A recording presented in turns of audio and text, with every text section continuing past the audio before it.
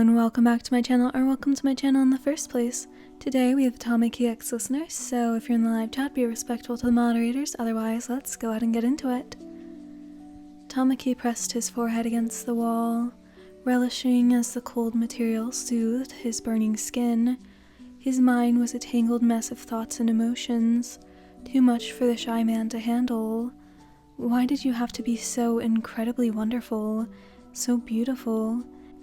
His legs folded beneath him, slumping him to his knees, even as he continued to press his forehead against the wall. How is it possible for someone as bright as you to notice someone like him? You were like sunlight after a week of rain, a relief and joy. Every time Tamaki saw you, his heart would pound, an orchestra of emotions raging its cruel symphony through his body. All he wanted to do was bask in your presence, hold you close, press his lips to yours, and whisper sweet sentiments in your ear.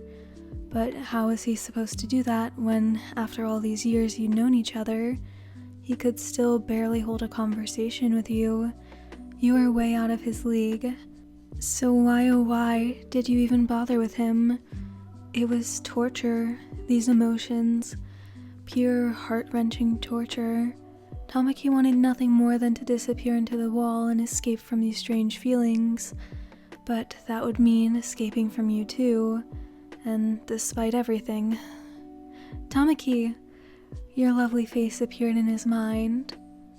A memory of when you grabbed his hand and pulled him along to a fruit stand at a summer festival.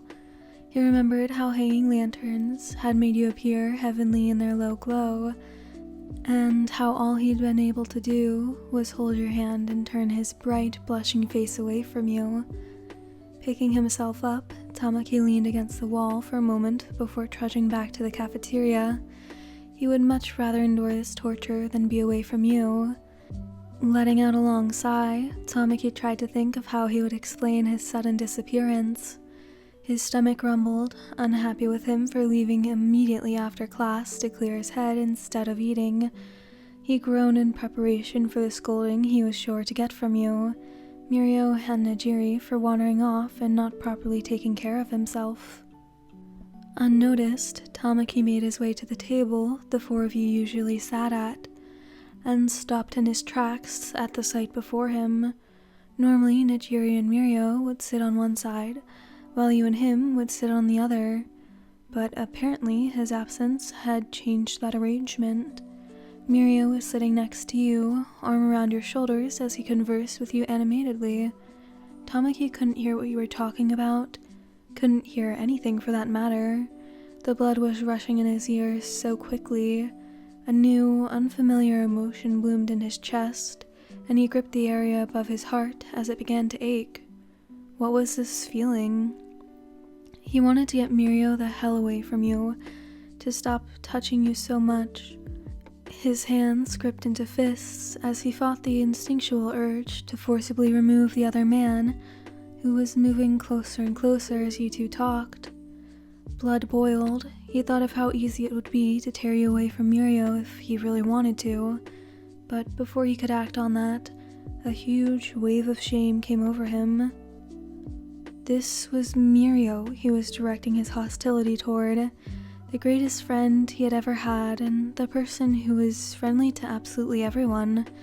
Mirio's arm over your shoulder didn't necessarily mean romance, and what right did he have to act possessive over you in the first place?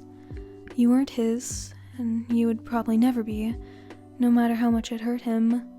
Turning away quickly, Tamaki strode out of the cafeteria, head down to keep anyone from seeing the tears that had welled in his eyes.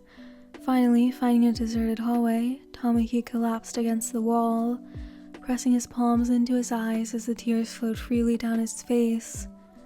He hated feeling this way. Hated it. He hated the constant ache in his chest. He hated being jealous of his best friend. And more than anything, he hated not being good enough for you. He could pine after you all he wanted, but it would never change the fact that you deserve so much more than him. Leaning back, Tamaki stared at the ceiling, a small sob escaping his lips. Tamaki, he froze. What did the universe have against him? Standing a few feet away, radiating concern, was the unattainable object of his affections, you. Seeing the tears on his face as his tormented eyes met yours, you immediately rushed forward, dropping to your knees before him and gently cupping his face in your hands. Little did he know your heart was breaking at the sight of him so hurt and upset. Tamaki, what's wrong? Are you hurt? Did someone say something to you? Tell me what happened. He couldn't take it anymore. Why were you so worried about him? Why did you care so much? Why did he have to fall so deeply in love with you? Damn it all, he simply couldn't take it anymore. I'm what's wrong, listener. I'm so in love with you and there's nothing I can do about it. I don't deserve you, but I still feel jealous when I see you with other guys, and I can't help but want you even though I know I can't have you. Your silence at his outburst made him want to curl up and disappear. Shutting his eyes tight, he prepared for the moment you would reject him and leave, breaking off all ties to him. Instead, he felt a soft pressure on his lips, gone as soon as it came. Eyes shooting open, he stared at your warm, loving face in shock. Had you just... Who said you weren't good enough for me, Tamaki? Because whoever it is, I need to go and destroy them for making you believe things that aren't true. You giggled, soft fingers wiping away his lingering tears. Was that why you left the cafeteria without a word? Because you were jealous of Mirio? Well, Tamaki, there's nothing to worry about. Mirio is only my friend, and believe me when I say you were more than enough for me. The affectionate smile you gave him almost convinced him. Almost. But listener, you're so amazing and beautiful. You deserve someone who isn't shy and withdrawn like me. Your sudden embrace cut him off. Stop talking badly about yourself, Tamaki.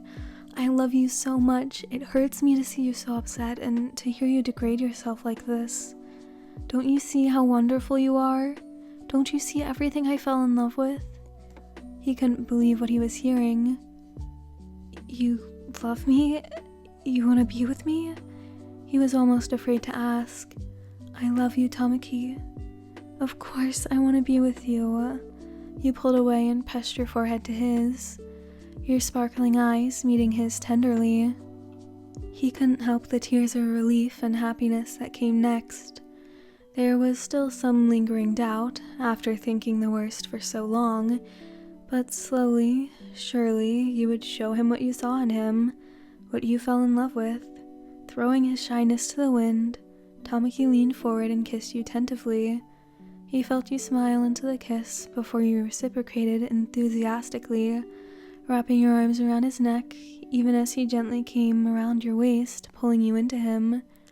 He was never so happy as he was in that moment, his insecurity and jealousy disappearing in your warmth and love, your relationship reborn into something new, something beautiful, something enduring. Alright, so that's the end of this one. I hope you enjoyed. Music link, fanfic link, Discord link, and thumbnail art link will all be in the description, so go check those out.